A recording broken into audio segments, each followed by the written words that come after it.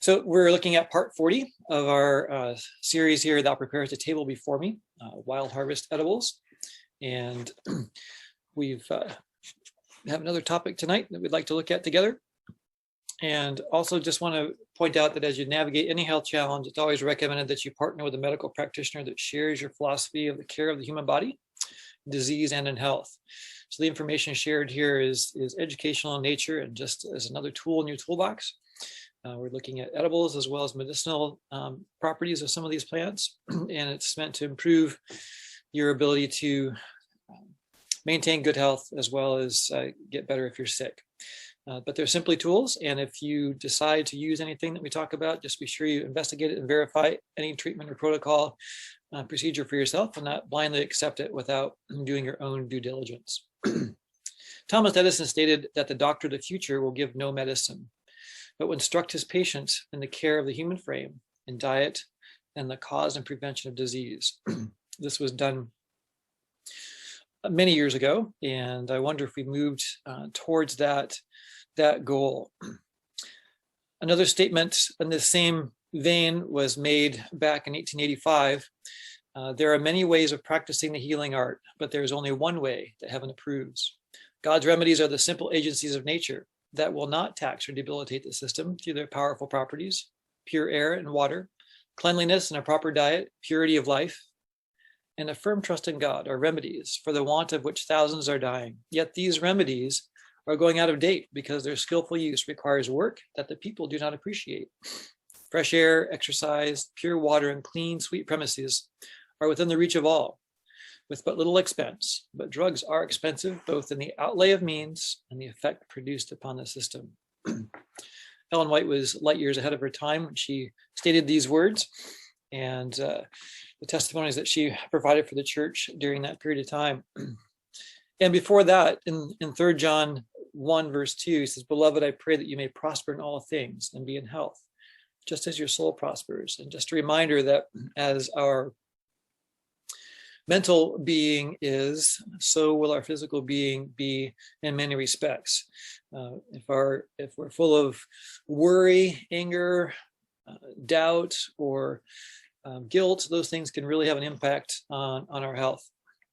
Romans 12, 1 and 2 says, "I beseech you, therefore, brethren, by the mercies of God, that you present your bodies a living sacrifice, wholly acceptable to God, which is your reasonable service." Not unreasonable service, but reasonable service. "And do not be conformed to this world, but be transformed by the renewing of your mind, that you may prove what is that good and acceptable and perfect will of God."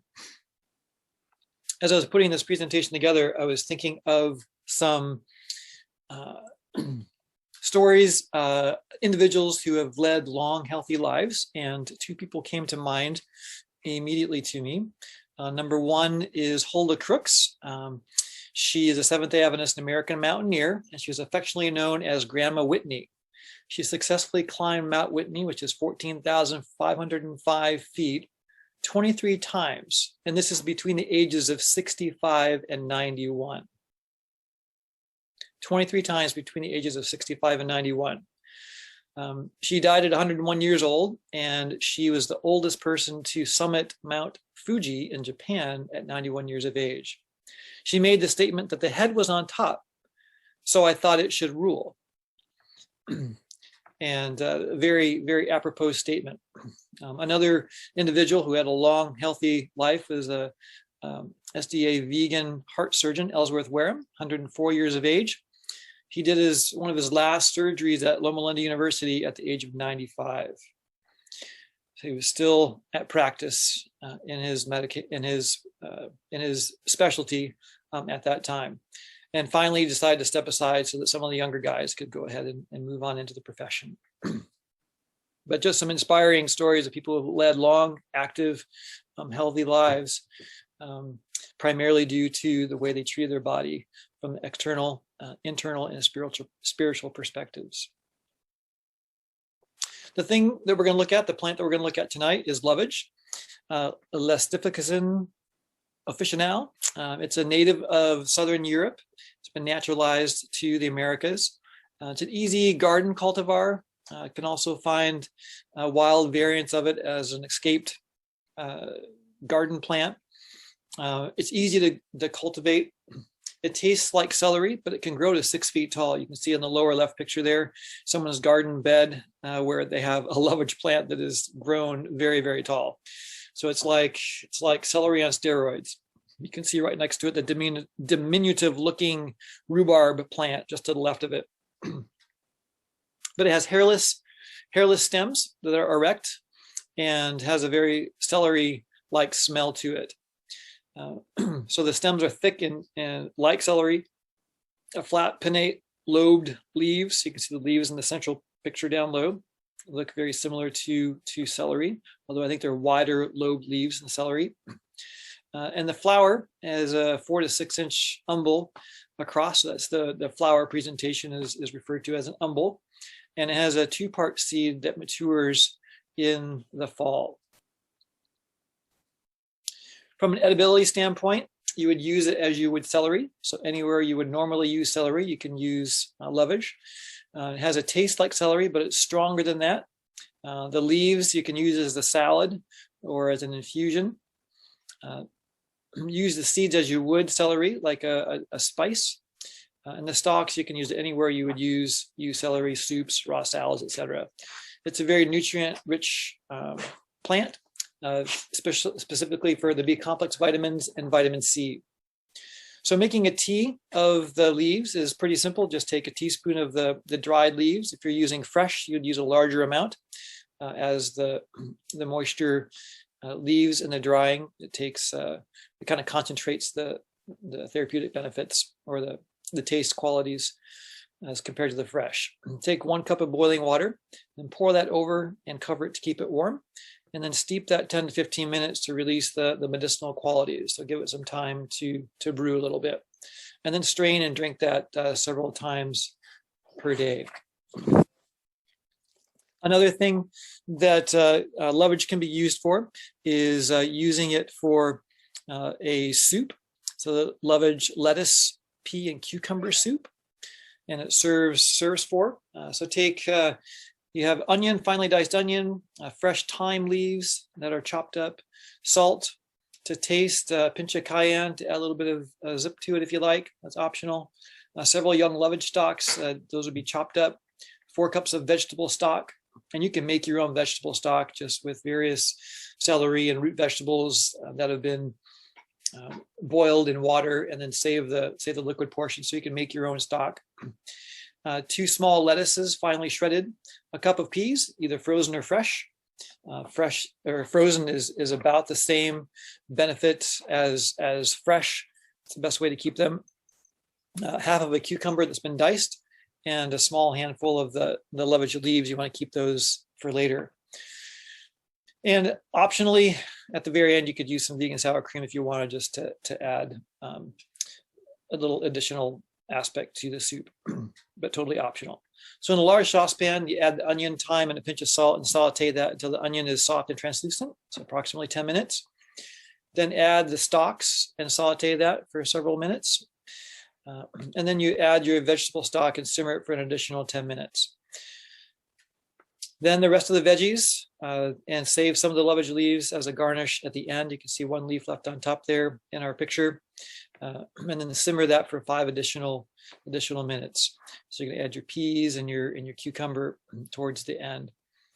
And then season it and serve it with the vegan sour cream if you wish, and then sprinkle the Lovage leaves on top.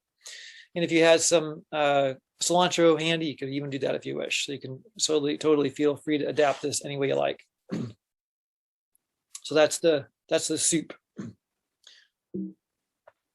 Then if we look at some of the ways that it can be used medicinally, the leaves are used in teas and infusions, can also be used in decoctions and tinctures. So remember, the tea is like a loose leaf tea, and a tincture or decoction is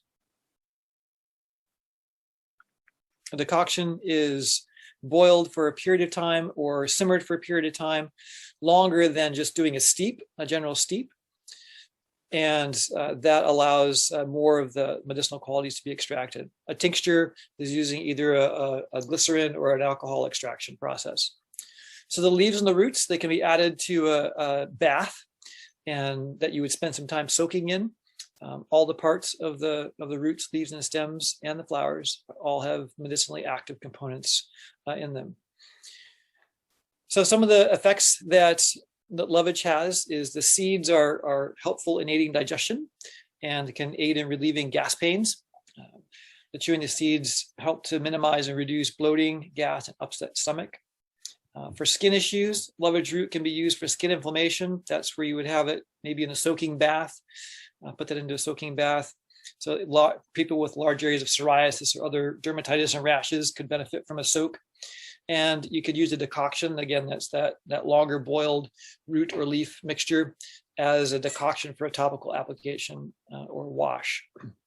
Lovage leaf oil extract can aid in skin infections, wounds, and functions as an anti-inflammatory. And we'll see that a little bit further on here as well. So it helps to reduce systemic inflammation in the body. It soothes the entire body when it's used internally, and it minimizes a variety of different types of inflammation and irritations. Helpful in the GI with colitis, inflammation of the colon, irritable bowel disease, and other systemic inflammation types of issues. Also functions as a respiratory aid. The roots and the leaves help to increase airflow and oxygen capacity to the body's tissues, so just aids in their delivery of oxygen to the tissues, and also functions as an expectorant, helping to loosen up the phlegm in the lungs and allow it to move it up and out of the body. It also helps to reduce irritation and inflammation. And in that regard, it actually has an antihistamine function, which is helpful for people who may be suffering from allergies of various types, seasonal allergies, where the nasal passages are irritated by pollen and things like that. It actually has high concentrations of quercetin, which is a well-known antioxidant, anti-inflammatory. We see that in onions. That's one of the beneficial aspects of onions that makes it medicinally active. It's present in apples. It's a very fairly common plant constituent that has therapeutic properties.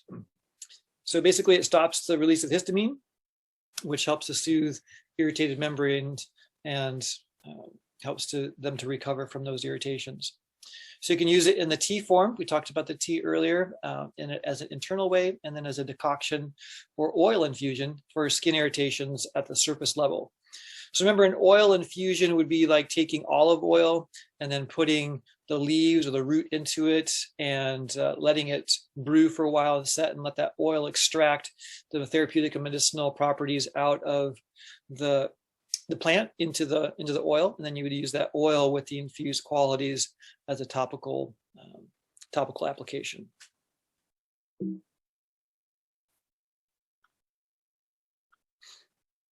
So urinary tract support. So aids in the prevention of kidney stones and urinary tract infections. The root tea is beneficial, as well as the tincture, and basically it functions as an electrolyte retaining diuretic. So it's not going to, most diuretics wash out the electrolytes as they increase urine flow, but this helps to retain electrolytes rather than just washing them out. It also helps that flushing process to take place without adding components that would build kidney stones or other stone formation issues. Also works within the menstrual cycle. Using lovage tea 1 to 2 days prior to the cycle onset can help relieve the cramping and bloating that's often associated with cycle onset.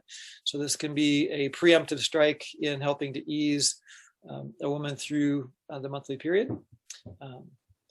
When setting about to harvest lovage, you can harvest the leaves before it flowers. So this particular plant here that we see in flower, you wouldn't want to harvest the leaves for use from this particular plant or this particular part of the plant that's flowering right now. This looks like it's a wild cultivar in the sense that there are ferns surrounding it there. So before it flowers, you want to harvest the leaves. So you can dry them and set them aside for later use because it flowers later in the season. Mid-season, so use them fresh or dry them, harvest them and dry them for later use. The roots, you want to harvest them from a well-established plant, one that's 3 years old or older. So this is a plant that grows from year to year to year. It doesn't die back like many plants do and have to reseed, but it stays in the ground and continues to grow a larger rootstock. Some rootstocks can become quite large.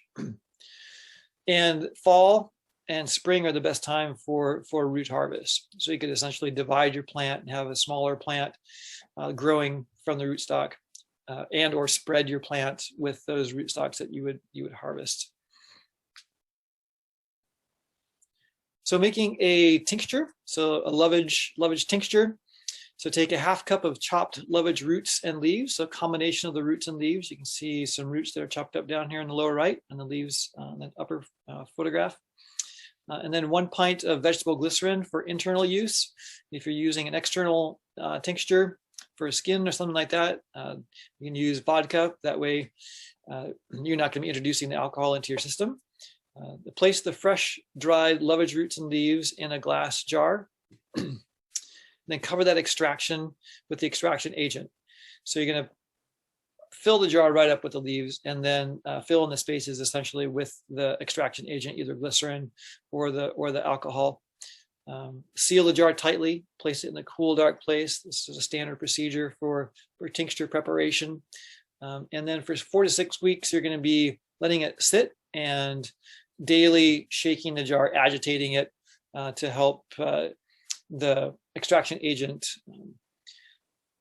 interact with the lovage as much as possible. Then once that 4 to 6 week period has expired, then strain out the vegetable matter and retain the fluid, and then label that. You can put it in dropper bottles, name it, make sure you always label it, date it, so you know how long you've had it on hand, and the way you've extracted it, so you can know whether to use it externally or internally. Store it in a cool, dry place. Typically, the alcohol extractions have a longer shelf life, up to 5 years. The glycerin are going to have a lesser shelf life just based on the preservative method. So that's looking at lovage as a edible plant, as well as the therapeutic properties that can be derived from that as well. You know, Hippocrates said a long time ago that let food be your medicine, and let your medicine be your food. This presentation is archived at preparingforthetimeoftrouble.com and can be seen there in an audio as well as an audiovisual format.